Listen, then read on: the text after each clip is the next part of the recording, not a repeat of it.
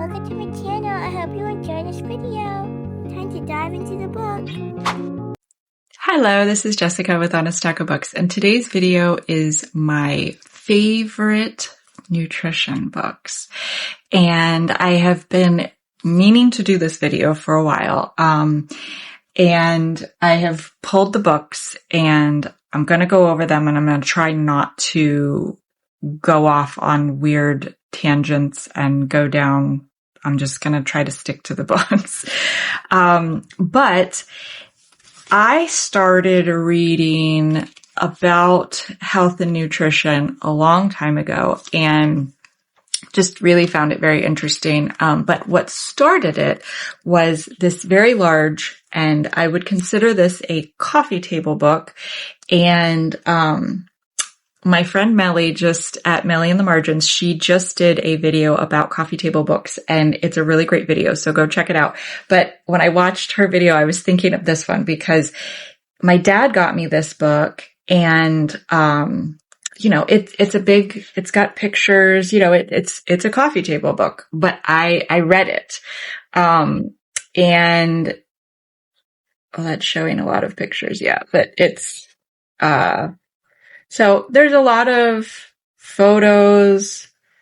There is, and then it's a combination, but so yes, there's a lot of reading, but as you can see, there's a lot of photographs. But this is what started my interest in it. It is all about nature and plants and where medicine came from and from the plants.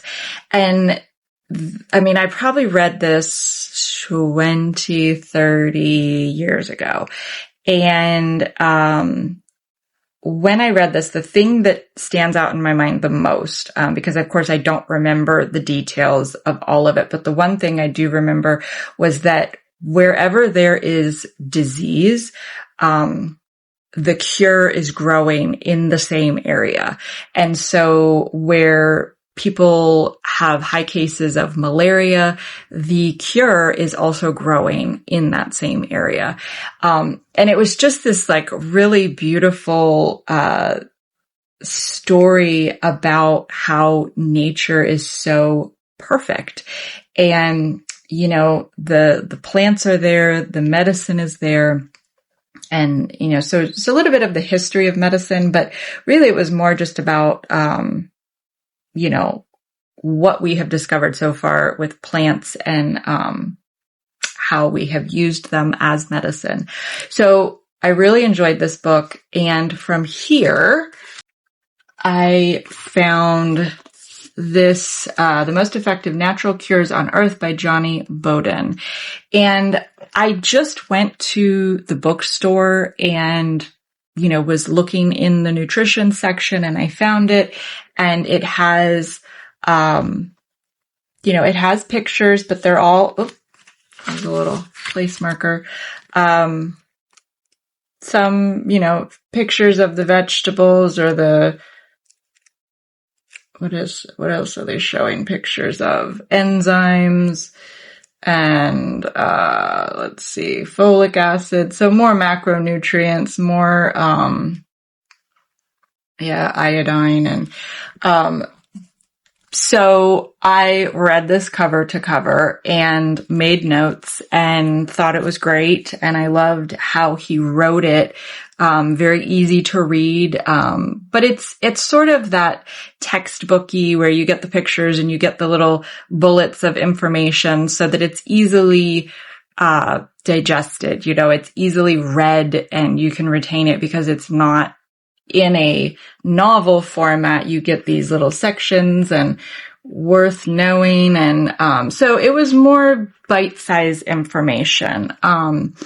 So because I liked this one so much, I went back to the library and I ended up getting this one, which was The Healthiest Foods on Earth. And it's still going to talk about, fermented soy, but it's talking about what macronutrients it has and then why it's healthy, what it does for you, pistachio nuts, Brazil nuts, and then we get into, honeydew fruits and more fruits, some grains, squash, leeks. And, I really focused on just sort of creating a anti-inflammatory diet and pulling all the things that I was looking for me personally. And so I became hyper focused on my own diet, and then that led to looking at, and I honestly don't remember the order, if it was this one next or if it came much later. But this is the Eat Right for Your Blood Type. And this one is based on the fact that we all have different blood types, and why would one person be lactose intolerant or allergic to shellfish, and somebody else consumes it and they're fine. And so it's the one thing that it just really, in my mind, made sense. We all are human beings. We can eat food, but we do have different blood types. And why? Why do we have different blood types? And I can't just take blood from somebody that doesn't have my blood type unless I get it from the universal donor. So it's a very interesting concept that you look back and see what your ancestors were eating, where they lived, what was plentiful around them.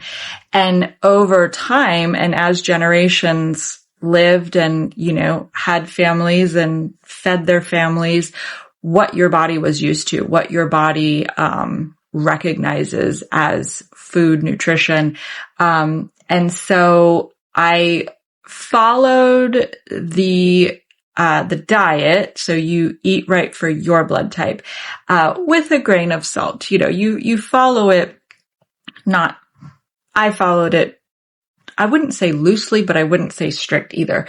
I went through, and you get categories of food. So it's either highly beneficial, it is neutral, or you need to avoid it. And so, of course, you want to have as many foods that you're eating in the highly beneficial category or neutral. But if you eat something that is in the avoid category, what happens when you eat it?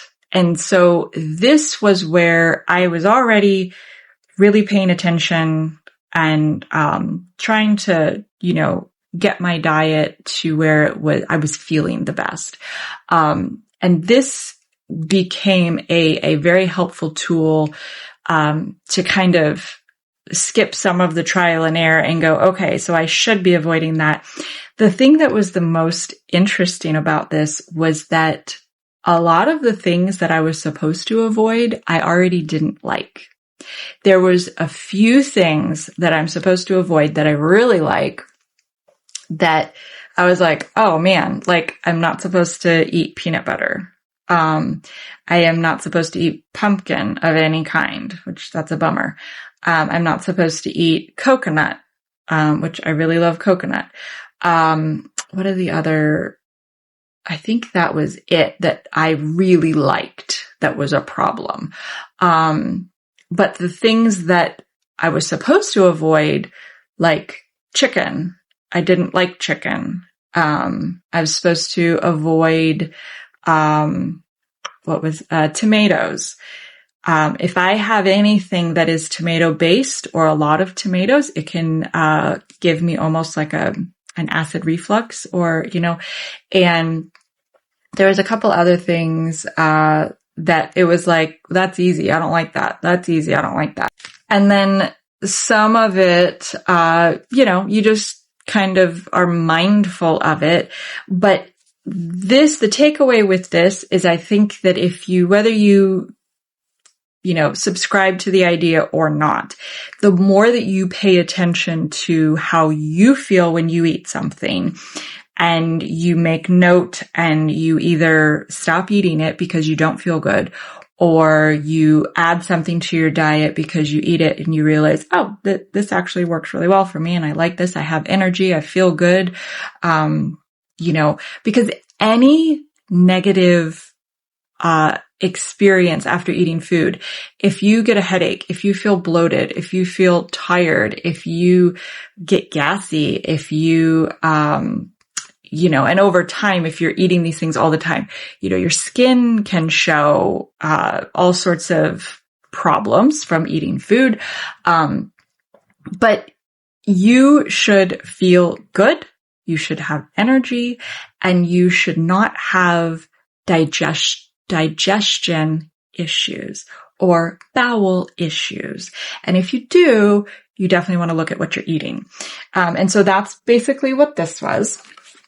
And again, I don't remember if it was that one first or these other ones. But then I got into my Michael Pollan, and the first one of his that I read was In Defense of Food. And this is talking about how, what we eat today is not what our grandparents ate and our great-grandparents ate. We eat a lot of food edible substances, or what does he call it? Edible food-like substances. There is so much marketing and, pushing for foods or food substitutes. And I think people, they do get confused, and they're like, well, it says that it's organic, and it says that it's, good for this or good for that. And they're just trusting that they're telling the truth. So it also talks about, how you eat, is it an event? Is it something that you do as a family? Is it part of your culture, part of your family tradition? Do you cook? Do you share recipes? That kind of thing. So it's talking about that and how over time food has changed and eating has changed. People are busier. They don't have time to cook. They're eating a lot more fast food.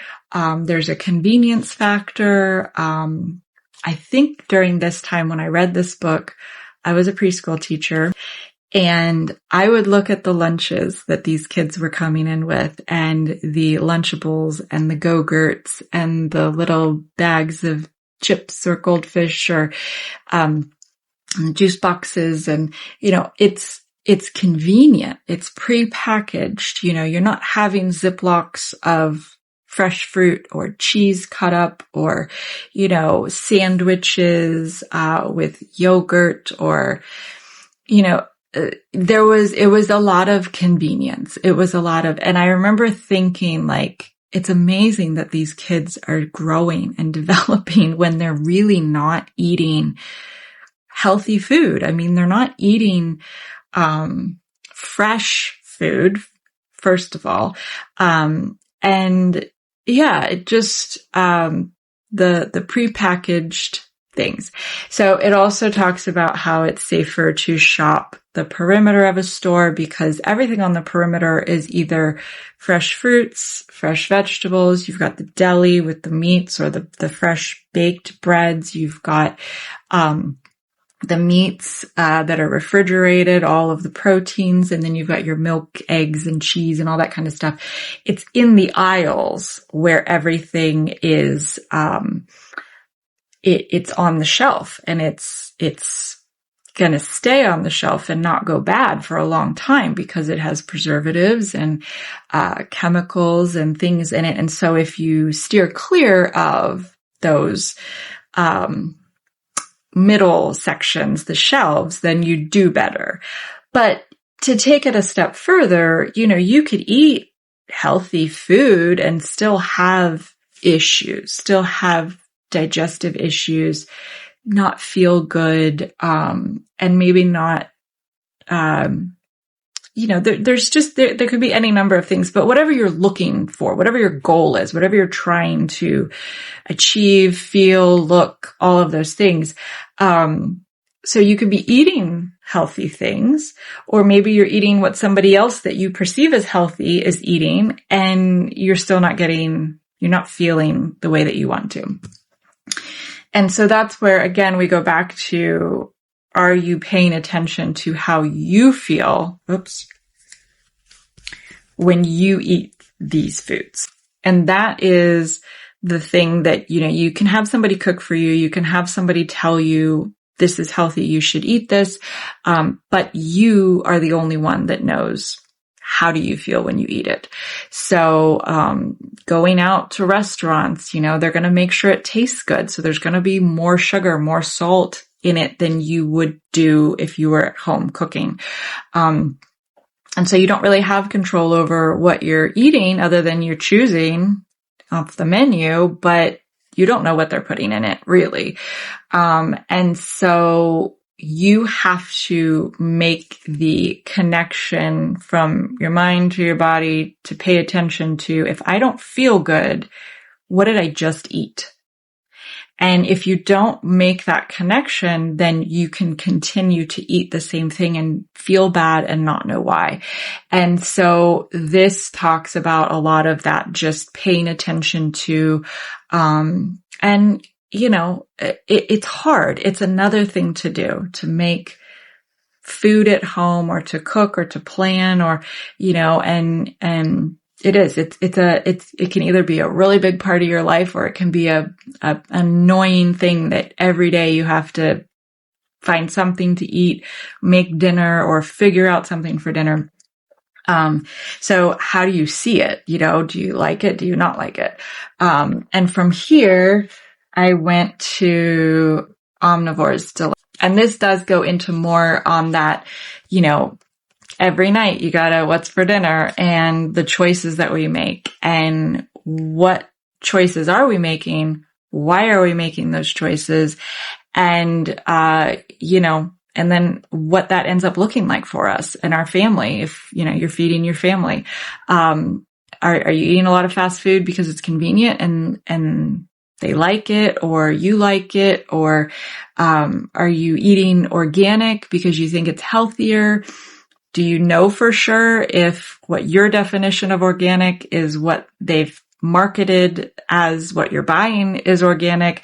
I feel like there is a lot of misleading and confusing, packaging, advertising, all of that kind of stuff. Or are you cooking from scratch, growing your own vegetables, not trusting the grocery stores and visiting the local markets or local farmer, and does that work for you? So there's so many parts of it and variables: time, money, interest, how you feel, and where you fit in those categories. And then of course also when you're 20 and you're single and you don't have any children, you can completely focus on yourself and spend all the time you want or the money you want on what works for you.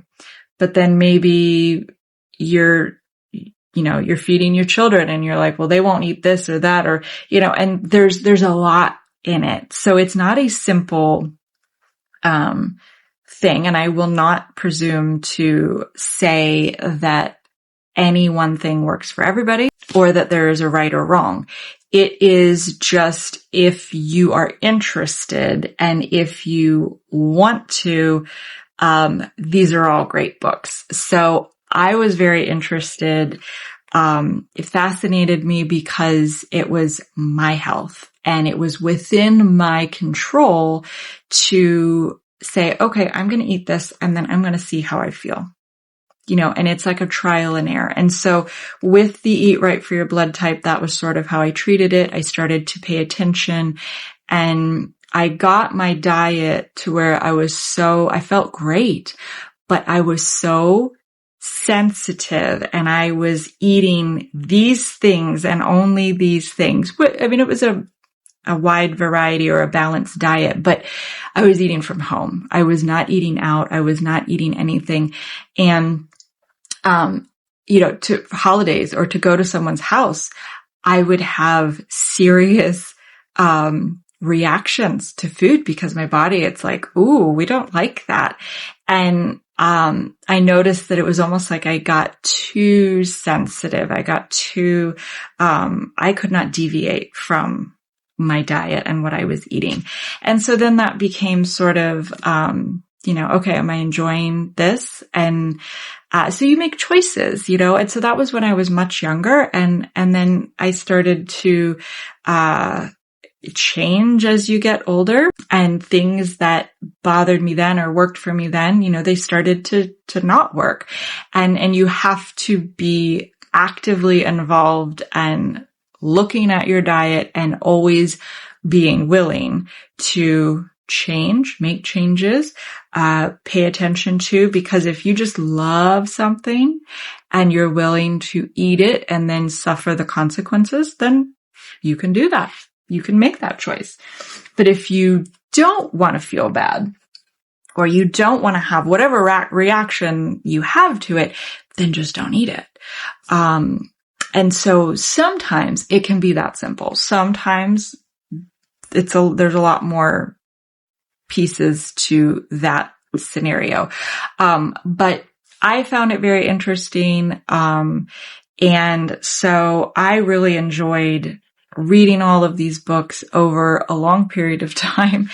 And then of course I ended up using that while I was working, and, I loved it. And I just think that it's, food is amazing as far as its healing properties, and, cooking for loved ones and holidays and traditions, and food can be such an amazing part of your experience.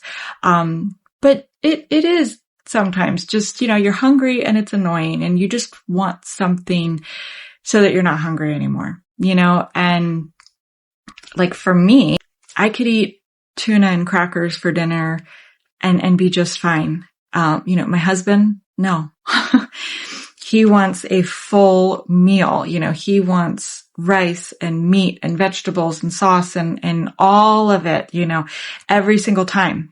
He would never just eat a snack. Like it goes against his grain. And so it's what works for you, and, I think that finding it and discovering it and learning about yourself and learning about your family and your loved ones, it's just part of who you are, and it's part of what you hand down, comfort foods and to your children, and what you remember as a kid and what your parents made for you. And then the health aspect of it for sure. But so I don't cook every day. I am not a health food nut.